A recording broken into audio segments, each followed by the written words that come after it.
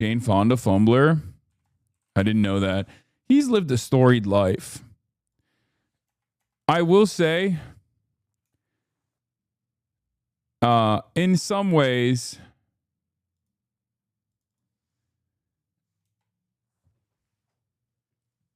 I do feel how do I say this? I feel a little bit simpatico to someone like Ted Turner. I feel like maybe I'm silly, but they don't make him like that anymore. You know, there is no like current modern day media equivalent of a guy like Ted Turner, which is kind of lame when you think about it. Like, I know you are silly, lol. No. It's just like, I know he's not like the best. Obviously, he's like a very, very unbelievably, unfathomably wealthy guy.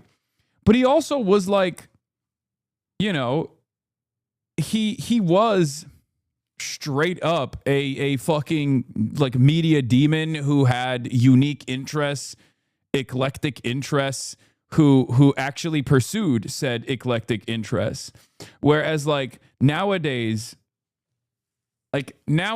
you have the equivalence of this is like what? There's none. There's nothing. Yeah. And I'll go through some of the things that he said in the past for you guys to understand. Maybe I feel a little sympathetic because I'm a media guy who you guys think is unfathomably wealthy, nowhere near like Ted Turner wealth, obviously, but I too am a media guy who has made controversial remarks for the time period that technically wasn't wrong, but he was they demanded he apologize, right? And of course I'm talking about him saying Israel's doing terrorism in 2002. And even hitting the Mahmoud Mamdani, the Mahmoud Mamdani line of the Palestinians are doing suicide bombs because they have nothing else. Israel is, on the other hand, one of the strongest militaries in the region. I would go so far as to say they are the ones who are doing terrorism. Who's to say it's just the Palestinians doing terrorism? You know, stuff like that. Maybe that's what it is. Like, it's hard for me not to feel a sense of sympathy for the founder of CNN a little bit, because it's just, he's the last of a bygone era. You think about like Anthony Bourdain. This actually ties into Anthony Bourdain as well. Okay. There aren't guys like this anymore. There aren't people who are well-read, intellectual, have like unique interests, have some political perspectives that go outside of the confines of whatever the fucking neoliberal State Department interests are. You know what I mean? Like, this doesn't happen anymore. I can't think of like an equivalent here. Like, you got fucking Peter Thiel, you got Palmer Luckey, you got Elon Musk. These guys all suck. Okay, this doesn't like. I'm not trying to say that it's good that, you got, billionaire philanthropists or whatever. I'm just saying that even on the billionaire philanthropist side, there's a diminishment of the quality. Okay. Like, where are the interesting super wealthy guys? Like, Gaben is the only guy I can think of that is unfathomably wealthy and has his own like unique interests and pursues them, right? Like, Mark Cuban is not anywhere near as interesting as like Ted Turner was, right? Nowhere near as interesting. I mean, I guess we have the Roy Singham guy. He's not even a billionaire, but Roy Singham is an example of this, like the PSL guy, the guy who funds like all that stuff from China.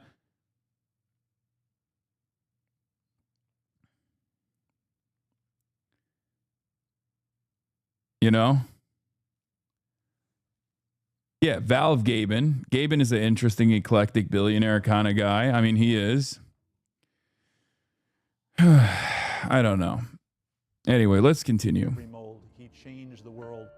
Known as the Mouth of the South and Captain Outrageous, Ted Turner built a media empire that changed cable news forever. I didn't have any upper limits to how far we could go.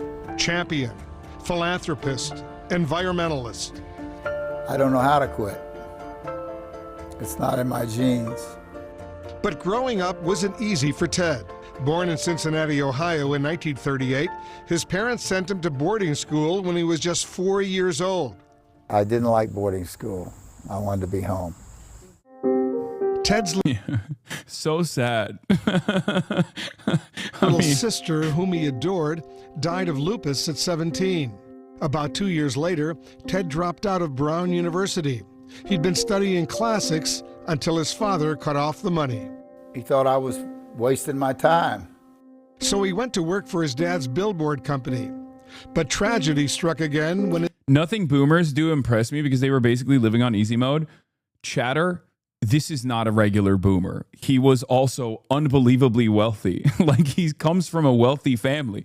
It's not like, you know, it's not like he came from like a broken home, you know, and he was like very broke growing up or anything. He just, you know, he comes from a very wealthy background on top of everything else. It's just like, it's just, look, do you want to know why I like Ted Turner? I'll tell you why. One, obviously Jane Fonda. Kind of cool, okay? If you're at that level and you're like, you know, and you go after a babe like Jane Fonda, I'm going to give you a little bit of respect, okay? That's number one. Number two, let's read some of his controversial comments. Turner once called observers of Ash Wednesday Jesus freaks, though he apologized and dubbed opponents of abortion bozos. In 1999, Turner made a joke about Polish mine detectors. Ted Turner himself is Polish, by the way. When asked about Pope John Paul II, after a harsh response from the Polish deputy foreign minister, Radek Sikorski, Turner apologized. That story is actually very funny. They were like, what would you say to the Pope if you met him? And he said, I would point to my foot and go, have you ever seen a Polish mine detector? And I would just point down to my foot. That's the joke he made. Obviously, the Polish got very mad. Do you kind of understand why I have a little bit more sympathy for this guy, regardless of him being an evil billionaire media demon? Do you see? Like, he has all of my interests, and he has stepped on similar landmines over and over again. Okay, from Polish jokes to shitting on the ultra Christian to this part, which is very good as well. In 2002, Turner accused Israel of terror.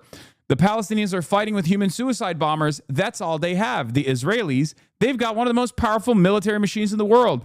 The Palestinians have nothing. So who are the terrorists? I would make a case that both sides are involved in terrorism. He then, of course, had to apologize for that remark in 2011. And about the 9/11 hijackers, he said, I forget what he said about the 9/11 hijackers, but he said something like that. He said something about the 9/11 hijackers as well. And he said, look, I'm a very good thinker, but sometimes grab the wrong word. I mean, I don't type my speeches and then sit up there and read them off the teleprompter. You know, I wing it. Also in 2008, Turner asserted that on PBS's Charlie Rose that if steps are not taken to address global warming, most people would die and the rest of us will be cannibals. Turner also said in the interview that he advocated Americans having no more than 2 children. In 2010, he stated that the People's Republic of China's one-child policy should be implemented. Oh, Turner calls attackers brave but a little nuts. Oh. Hey, yo! I mean, come on, dude. This is what I mean when I say they don't make him like this no more. Like, think about fucking Tom Steyer, okay? Think about Tom Steyer and the way that he talks, the way he carries himself. Like, he's the closest equivalent here, like an eclectic billionaire who's like deeply invested in you know, doing shit outside of what billionaires do nowadays. Like, we don't have guys like this, okay? We don't have guys like this anymore. So I do feel a little fucking, you know, Yeah, he also mentioned Bush and praised Fidel Castro. Of course, terrorists are brave, Ted. What are heroes? Ted Turner has crammed his foot into his mouth once again, this time calling the Twin Tower terrorists brave, comparing President Bush to Roman dictator Julius Caesar.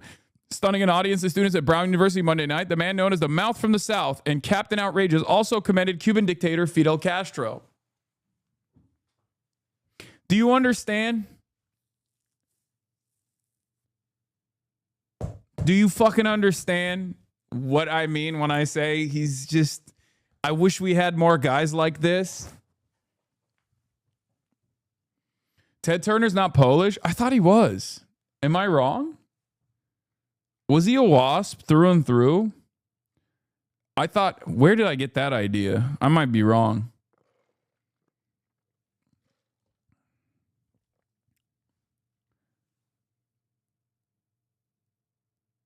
Turner is an English name. Half these guys don't have use their real fucking last names, bro.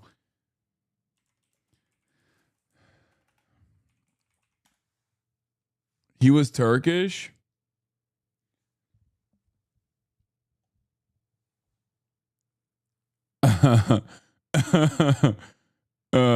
Anyway.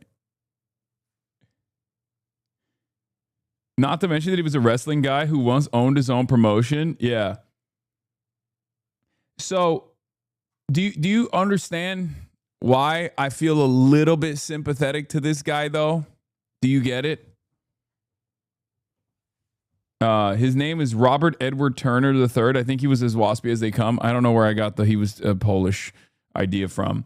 Are you debating Van Jones? Great question. I'm supposed to, but he stopped responding to me in the DMs. So I don't know. I want to, but fire writing, chatter, this is not this is a classic. Okay? This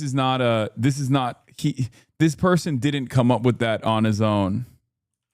Okay? This is a real fucking Zhou Enlai statement between the Chinese premier Zhou Enlai and Soviet leader Nikita Khrushchev. I'll show you the OG in a second. New virus incoming.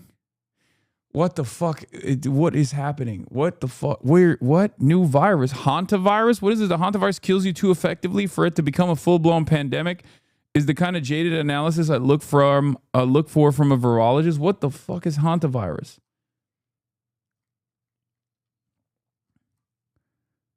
Anyway, this was the this is from the California debate last night. No, I have said that billionaires like me should pay more taxes and the big corporations should pay more taxes. Excuse me, and you that's literally why said... if this proposition is on the ballot in November, I'll vote for it.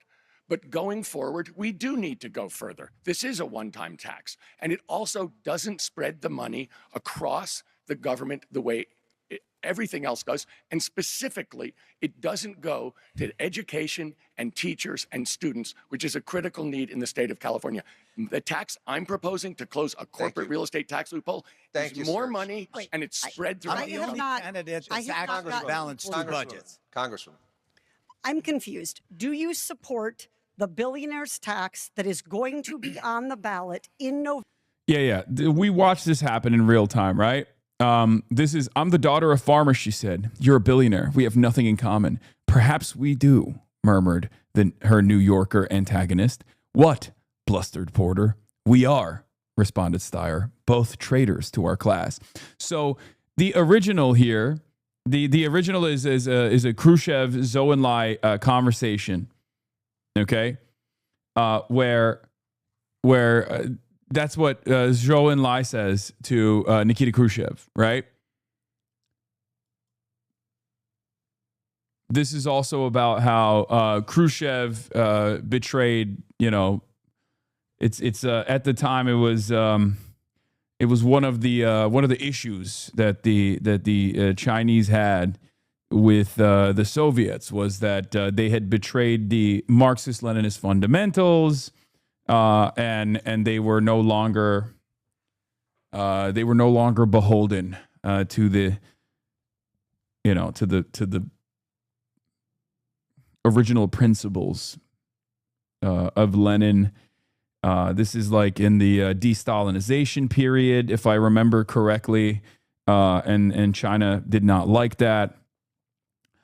However, regardless of my criticism of Khrushchev, I've also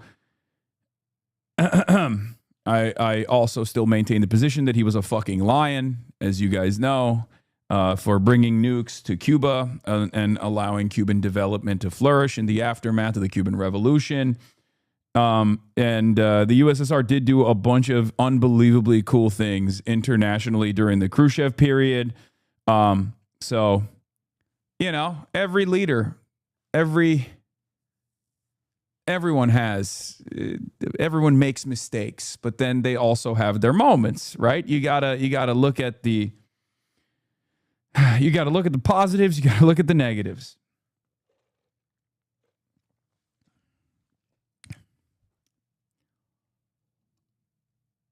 So everybody has those days. This was, I saw this Van Jones thing. That's why you grade politicians on a curve. How would you grade Tom Steyer? I mean, I have no way to make an assessment on what he's going to be like right now, but in his current race, he is the best option. I have said that. You got to stop settling, my man. We leftists should only accept people who have never made a single mistake. Okay, well, obviously I myself have made many. So, yeah, I don't know how we got here. We were talking about Ted Turner, and I want to get back to that first. But yeah, so Ted Turner glazed a little bit, even though he's fucking billionaire media demon responsible for CNN. He was kind of cool. His father killed himself. He went against everything that he taught me, to be courageous and hang in there. Ted took over the family business and coped with the loss by working even harder. He said, there's a crazy fucking wording to use there. Set your goals so high that you can't achieve them in your lifetime. When Ted wasn't working, he turned to the sport he loved, sailing. We gotta go fast as we can here. And won the sport's top race, the America's Cup. I had worked very hard. It took me a number of years to become a champion. He put that same drive into expanding the business. In 1970, Ted bought a struggling TV station. It was a broken down UHF television station in Atlanta. He was going to transform UHF television into... He was also a stud. Like, he was hot.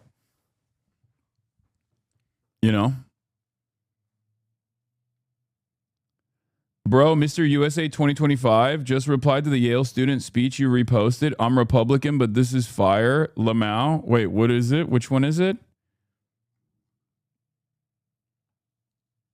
It's the other girl who was talking about capitalism, right? And American imperialism. Mr. USA 2025? Who the fuck is Mr. USA 2025? This new world of satellite television. Ted renamed the station WTBS, and it became the country's first superstation. What Ted made happen... Check logs for quick hantavirus recap. Guys, I'm not going to fucking get into the hantavirus recap right now. Oh my God.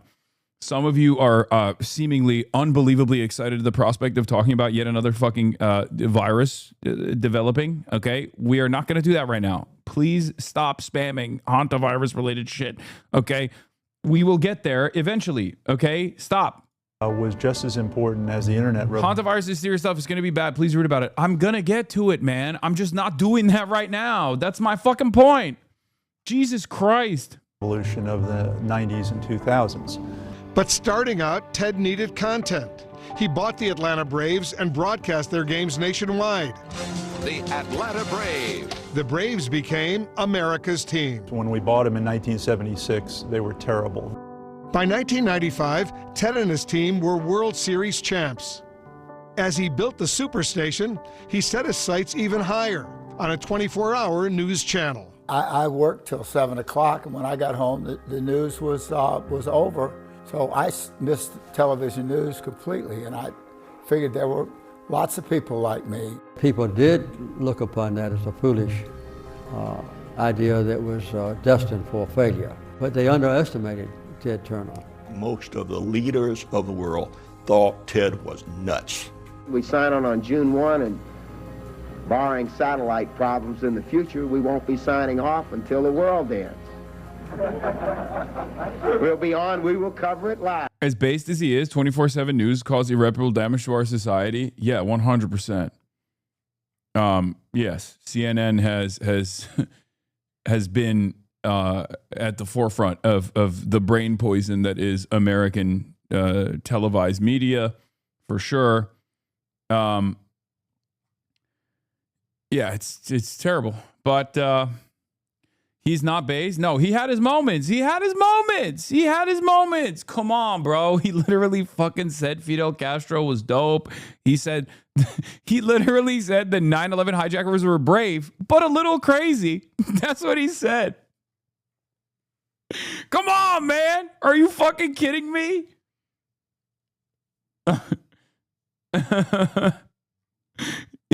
He said,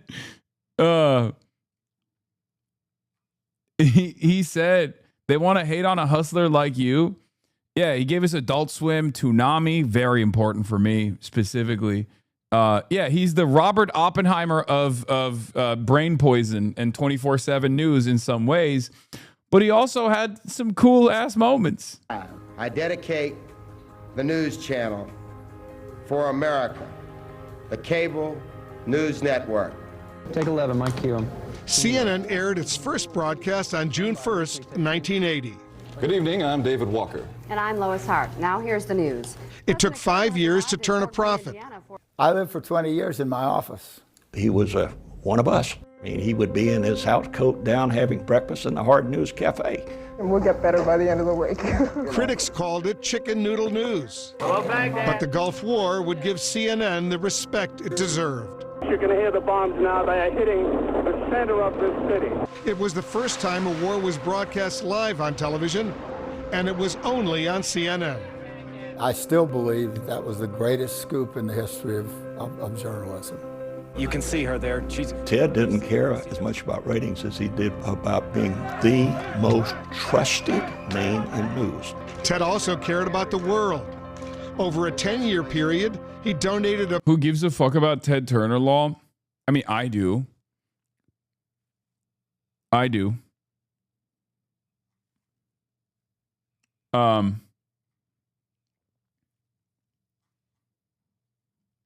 And also, I mean, he's a very impactful guy.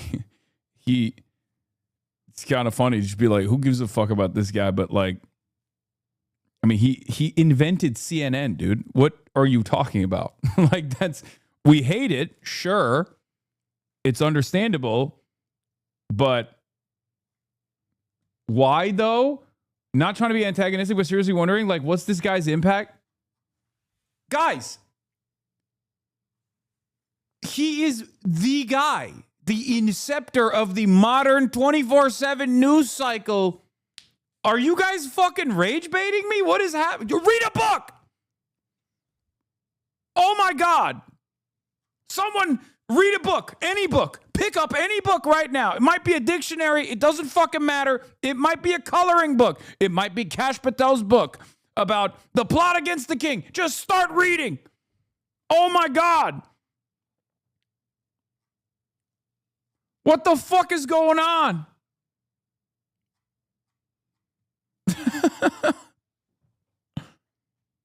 I picked up Hillbilly Elegy. It's fine. Just read something.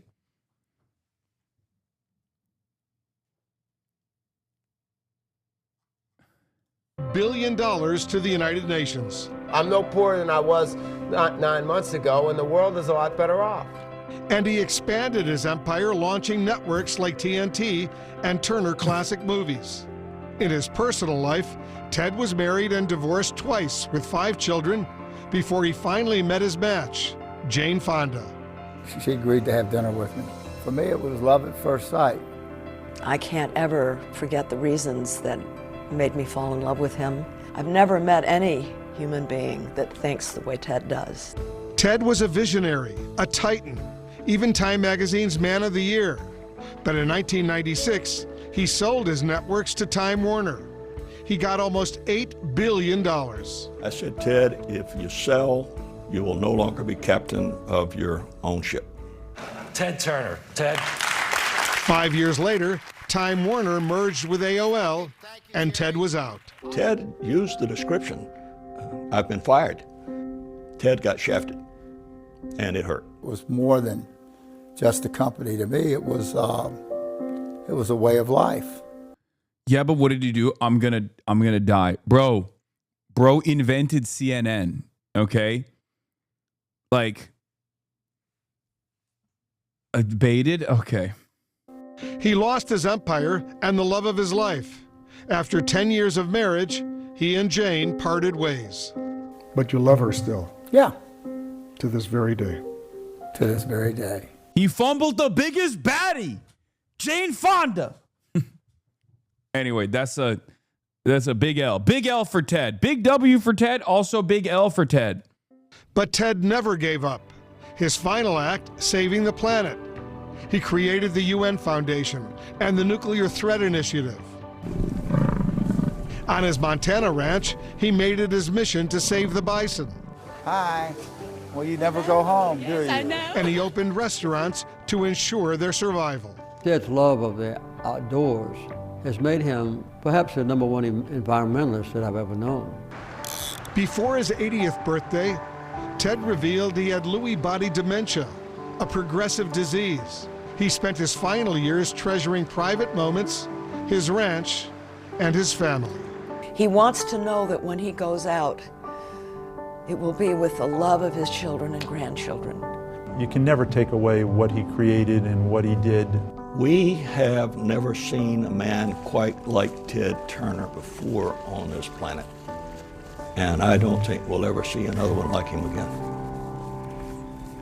There's the amazing American success story, the businessman, the visionary, the revolutionary who created really a media revolution. And you know, every single thing that followed him, anything in the 24/7 genre started with Ted Turner. Everything was a copy, if I dare say so myself, and not the best copies. He was the original, and he made us all proud, and he made us all hope. If you want to consider it like the inciting incident to the creation of Fox News, you could potentially make that argument. But like, yeah, he's the guy who created the 24/7 news broadcast, right? CNN. And then obviously Rupert Murdoch is, in my opinion, a far worse media demon billionaire who is unfortunately still very much alive. But no, he didn't create Fox News. He created CNN. Okay, he created CNN. He is the guy who created the 24/7 news network. Okay, on cable television, he's the one who created that. Okay, before him, this did not exist. They didn't have like a 24/7 news cycle. Fox copied his model and turned it into opinion editorials rather than the way that CNN was operating, which was supposed to be. The way that CNN was operating at its inception was, unbiased, straight, objective reporting. Obviously, there's no such thing as unbiased reporting. Let's be real. But, they did a good deal of, State Department propaganda, as mainstream media is supposed to do, as mainstream media is tasked with doing. However, the way I thought PBS was unbiased, the Piker Broadcasting Service, the People's Broadcasting Service is unbiased. It's the most unbiased that you can get. Just kidding. I'm just more open about my biases. So, yeah, CNN was the only one doing 24/7 reporting until the U.S. did the invasion of Iraq. But yeah, in some ways, he is like a Robert Oppenheimer style figure, if you want to look at like the bastardization of media or whatever. But and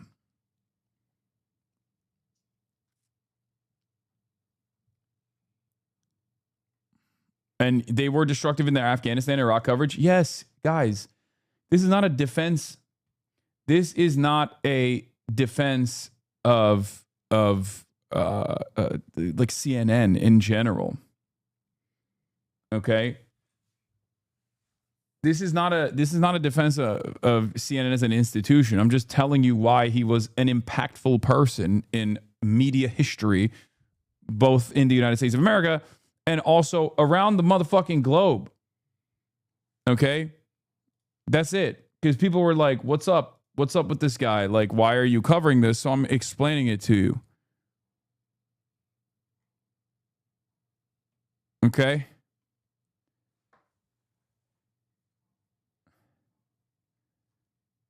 Ted Turner had a dinosaur named after him after he donated the fossils. Ted Turner had a dinosaur named after him, Sierraceratops turneri, after he donated the fossils found on his land to a museum. As far as billionaires go, he was well respected among paleontologists.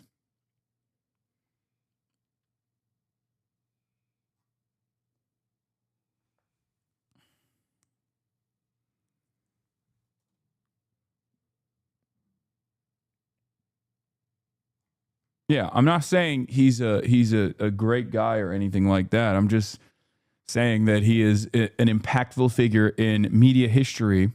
But also, I do feel a little bit sympathetic to who he is, because he also had a lot of classic moments where he put his foot in his mouth, where he would say things that I think were objectively true, and then everyone would yell at him, including things about he's a 9/11 guy himself. He's also called Israel a terrorist state in 2002. That was what I was trying to fucking explain. He's defended Fidel Castro. So, like, what I'm saying is there is an enshittification that has taken place. This is just the reality under capitalism. It's not just the products that you consume and enjoy that are getting worse year over year. It's not the services that you take advantage of that are getting worse year over year. It's the fucking the class of the super wealthy guys who were, you know, eccentric, that have also gotten significantly worse. Okay? That was the point that I was trying to make.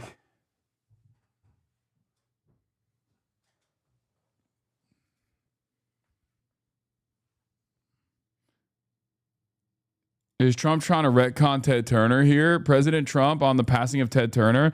Ted Turner, one of the greats of all time, just died. He founded CNN, sold it, and was personally devastated by the deal because the new ownership took CNN, his baby, and destroyed it. It became woke and everything that he is not all about.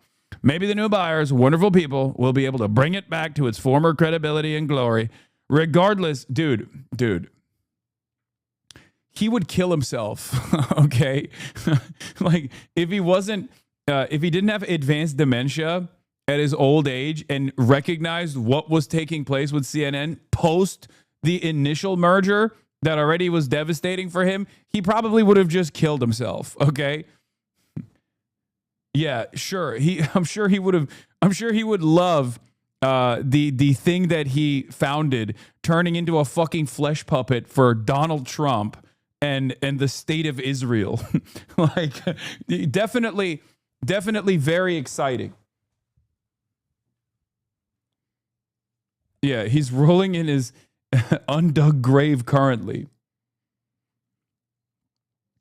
Regardless, however, one of the greats of broadcast history and a friend of mine. Whenever I needed him, he was there, always willing to fight for a good cause. President Donald J. Trump.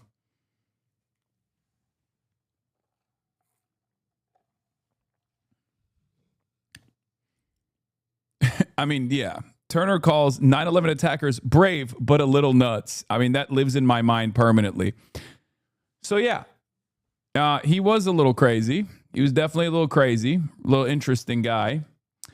But you know, and obviously they're not going to fucking mention any of that shit on CNN. Or strive for his vision of a better world, whether it was in news or whether it was in the philanthropy. He was the first of the modern day philanthropists after the Carnegies and the Mellons and the Rockefellers of their generation. Wanted to let you know I was watching Mersheimer on the Good Judge Napolitano show yesterday, and as an insult, he called the Trump administration a bunch of pikers.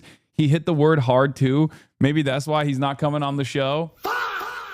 That's crazy. Papa Mersh heard my name and was like, what am I, a piker? I'm not going on this guy's show. He also loves saying that's the $64,000 question. He's so fucking old. It's so awesome. Like that is that is a like the $64,000 question, okay, was a game show from 1955. Okay? That's why it's hilarious. Every time he goes, and that's the $64,000 question, I'm like, there is not a human being on the planet that knows what you are referencing, okay? They're not alive. They're all dead. You're the last guy. You and Judge Napolitano are the only two fucking people that know what this reference is, okay?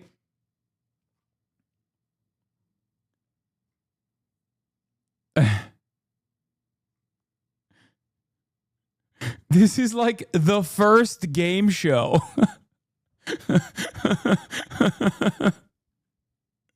Oh, it's so funny. He's such a boomer. I love the guy. All right, let's continue. As Wolf just pointed out, when he gave $1 billion to the UN Foundation, and then Bill Gates, and then Warren Buffett, and then Michael Bloomberg, and all the others joined in to follow in that incredibly noble pursuit. He was big, huge on climate, and that's a global issue, obviously. He was way ahead of the curve on climate and climate mitigation. And I remember asking him in one of my last interviews with him, what would you say to the young people who look up to you and who want to make their own first $1 billion? How would you suggest they do that now? And he said, climate, green technology, the green economy. Boo. Ugh. He was so sure, and he was always so absolutely right. And as Wolf was saying, you know, he was somebody who believed in breaking down the barriers between peoples and between nations. I remember when I was still, you know, in 1980s in New York, and I was climbing up the ranks. I started in September 1983 in Atlanta. And I remember when he banned the word foreign, and I was absolutely devastated. I wanted to be a foreign correspondent like Edward R. Murrow and all those people. And he brought the word international. And it wasn't just a little thing. It was because he didn't want to drive, you know, a wedge into people by calling them foreign. And he didn't want to have separation. Imagine that kind of leader and what we're left with right now when everything's about, you know, weaponization of identities and beliefs and all the rest of it. He was exactly the opposite. When he took CNN International in 1985, what he did was not just be the first ever global No, I'm saying boo because he's like, oh, you can make money off of, if you want to make $1 billion, it's like, or if you're a billionaire, you can work on the climate agenda. It's just like, I don't want to hear, I don't want to hear that he's a billionaire. I know he is, okay? But it's just, you know, it makes me cringe. TV 24/7 behemoth network, but he also chipped down the walls of state and authoritarian regulated media. So all these nations where the people could only see what they were fed by their authoritarian leaders, and I'm now talking about that part of the world, you know, he gave them something else. He opened their eyes to the rest of the world. And I thought that was absolutely fundamental. And he said to us when we were in the Gulf War, he said, look, I'm not going to force anybody to be in Baghdad, which of course was the enemy capital. You're a multimillionaire, buddy. His lifestyle was probably similar to yours. Yeah, no, definitely. Yeah, no, I live exactly like a bill. Yeah.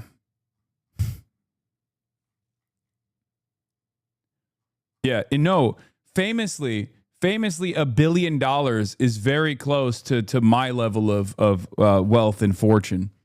That's not exactly, but compared to a normal person, no, that's, what are you talking? A billionaire is so rich that a multimillionaire is closer to a homeless person than they are to a billionaire. That's not how the math works. You're just wrong. Open the schools. Objectively. What the fuck are you talking about? Crazy how you're acting like a billion is 1,000 millions. Yeah. What is a billion, dude? Like 1,000 of these millions? Like what? And that's just one of those billions. He had more than one of those billions. He made 8 billion off of just the first initial sale of CNN. 8,000 of them. What are you talking about?